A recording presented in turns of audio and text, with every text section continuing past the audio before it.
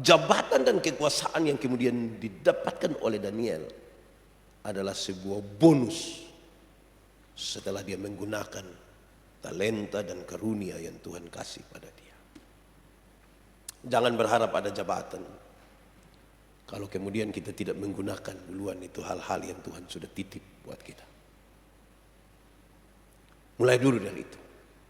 Bertanggung jawablah di situ. Aku berkata kepadamu, kasihilah musuhmu, berbuatlah baik bagi yang membencimu, mintalah berkat bagi yang mengutuk, berdoa bagi yang mencacimu. Kalau pipi kirimu ditampar, berikan juga pipi kanan. Aku yang memilih kalian. Mari kita berdoa untuk pemberitaan firman Tuhan. Kita berdoa. Ya Tuhan Allah, dalam kasih-Mu yang besar, kami mohon supaya Engkau mengajarkan kepada kami maksud-maksud-Mu. Karena terlalu kecil kami di hadapan Tuhan untuk memaknai semuanya. Maka kami mohon supaya Roh Kudus-Mu yang menolong kami. Sekiranya semua godaan dan gangguan, baik yang ada di dalam kami maupun di sekitar kami, Tuhan yang akan menghalaukan semuanya. Terima kasih Tuhan. Kami rindu pada firman-Mu. Berfirmanlah bagi kami Tuhan. Di dalam nama Yesus firman yang hidup itu kami berdoa. Amin. Bapak Ibu, saudara-saudara jemaat yang dikasihi di dalam Tuhan Yesus. Tema kita pada hari ini adalah Daniel, pemimpin yang dipilih. Daniel, pemimpin yang dipilih. Saya pilih pembacaan ini untuk kita menurut kitab Daniel pasal 2 ayat 48 sampai ayat yang ke-49. Daniel pasal 2 ayat 48 sampai ayat yang ke-49, firman Tuhan berkata demikian. Lalu raja memuliakan Daniel. Dianugerahinya lah dengan banyak pemberian yang besar dan dibuatnya dia menjadi penguasa atas seluruh wilayah Babel dan menjadi kepala semua orang bijaksana di Babel. Atas permintaan Daniel, raja menyerahkan pemerintahan wilayah Babel itu kepada Sadrak, Mesak, dan Abednego. Sedang Daniel sendiri tinggal di istana raja. Demikian firman Tuhan. Berbahagia setiap orang yang mendengar firman, memelihara dan melakukan di dalam hidup setiap hari. Shalom. Sekali lagi shalom. Bapak Ibu saudara-saudara, ini sebuah kisah yang baik bagi kita untuk kita belajar bersama. Saya mencatat 1-2 catatan ringan untuk menjadi bahan kita belajar dan kita berefleksi sambil kita pakai dalam hidup. Babilonia menyerang Yerusalem, ibu kota kerajaan Yehuda, dan Daniel serta beberapa temannya diculik oleh Raja Nebukadnezar. Saudara-saudara, sebenarnya pada dasarnya dia sama dengan para buangan yang lain.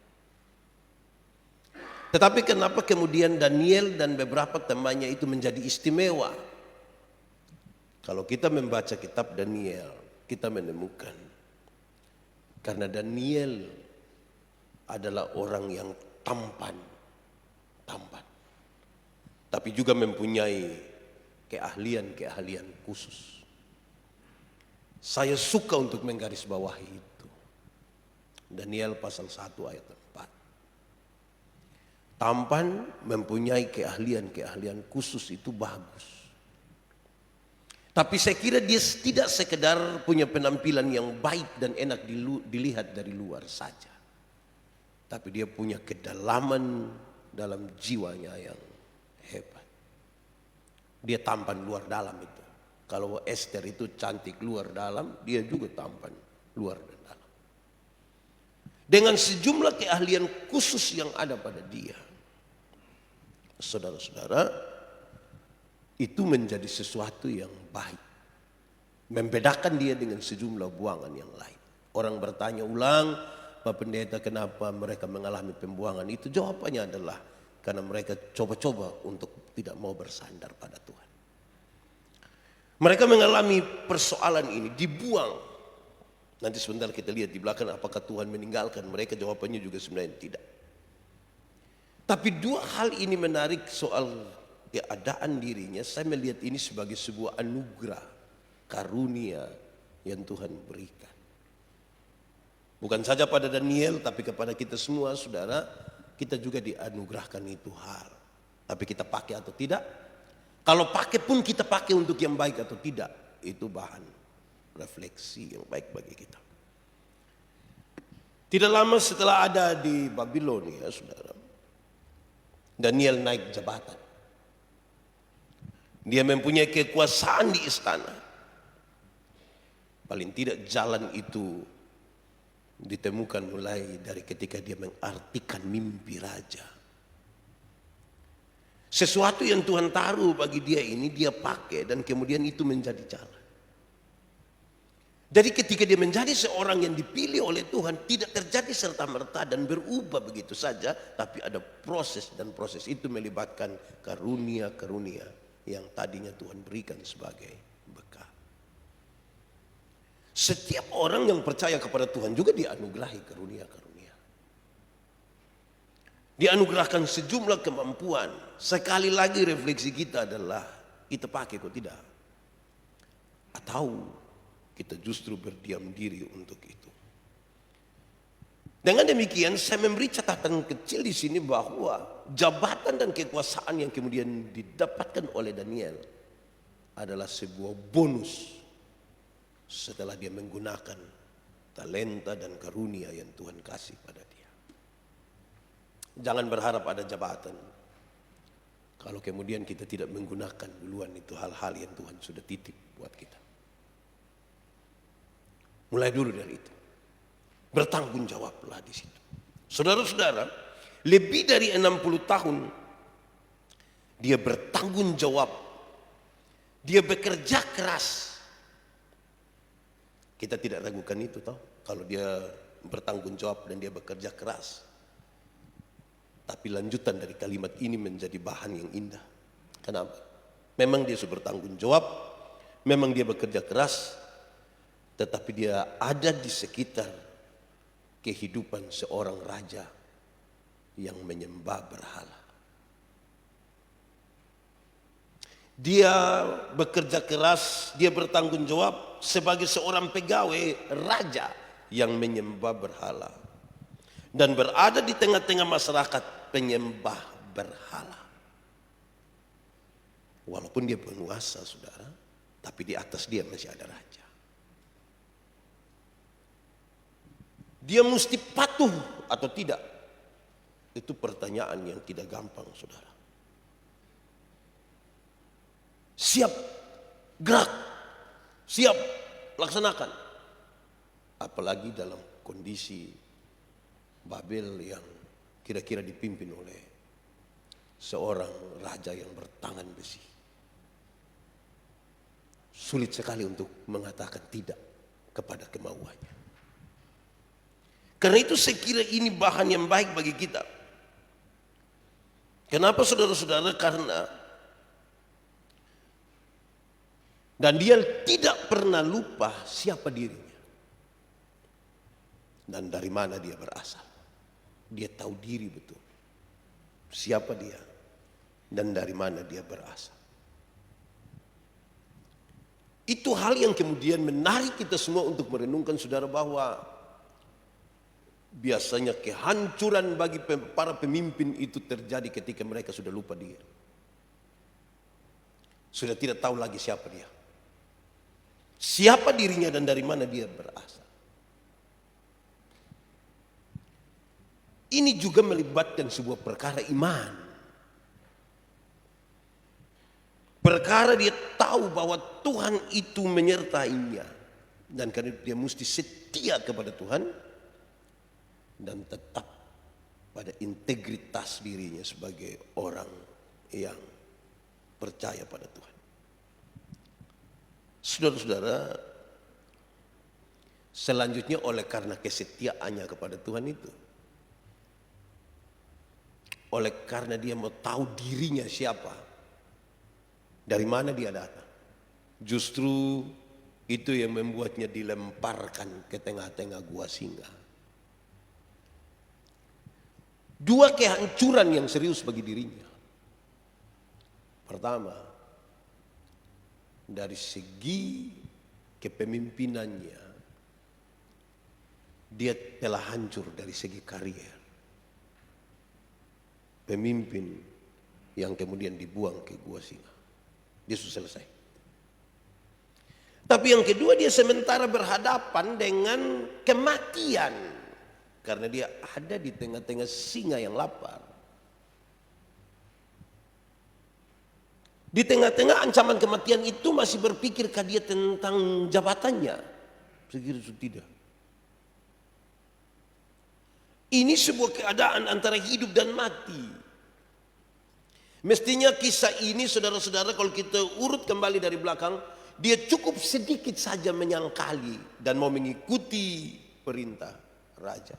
Dia bebas dari itu. Jabatan tetap ada. Sekaligus juga kehidupan tidak terancam kematian. Kesetiaan dan integritas dirinya ini kemudian mengantar dia pada dua persoalan itu. Rupa-rupanya untuk kesetiaan itu ada harga yang harus dibayar. Untuk integritas pun demikian. Ada harga. Tidak murah. Dan itu sekaligus yang membuat orang-orang berharga. Lalu dalam situasi itu, saya coba memasukkan ini sudah. Nama Daniel itu kemudian diberi arti. Daniel berarti Allah adalah hakimku. Allah adalah hakim. Tuhan yang akan memutuskan semuanya. Karena Tuhanlah hakim itu. Tuhan yang akan menunjukkan jalan baginya. Tuhanlah yang akan berperkara. Saudara, terbukti atau tidak terbukti? Jawabannya sangat terbukti. Kisah yang sejak sekolah minggu kita hafal dengan baik. Tuhan Allah bekerja dan selamatlah Daniel. Kesetiaannya kepada Tuhan itu berjalan bersama-sama dengan kesetiaan Tuhan kepadanya. Jadi waktu kita setia, bukan karena kita lebih dahulu mengasihi Tuhan dan kita setia lebih dahulu kepada Tuhan. Oh, Tuhan duluan. Kita datang dan bersama-sama di dalam kesetiaan itu. Berjalan bersama-sama. Di manakah posisi Tuhan berperkara, saudara? Saya kira kalau nama Daniel itu berarti Tuhan adalah hakimku. Dia memberi sebuah pesan kecil bagi kita bahwa kalau Tuhan yang pilih saya, Tuhanlah yang akan menolong saya.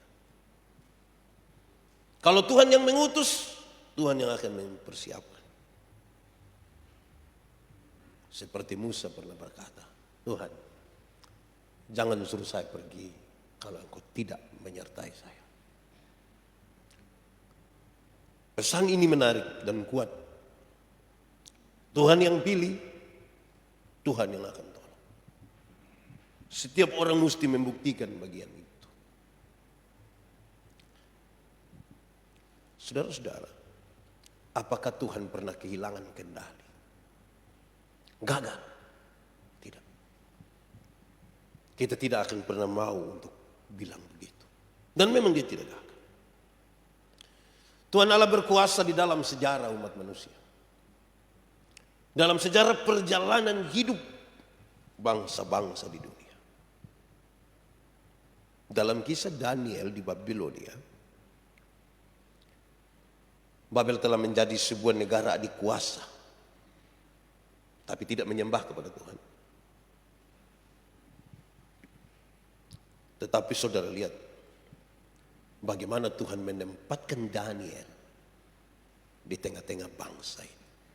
Negara yang kuat dan mereka tidak menyembah Tuhan. Tapi Tuhan bisa mengatur begitu rupa supaya anak-anak Tuhan ada di situ.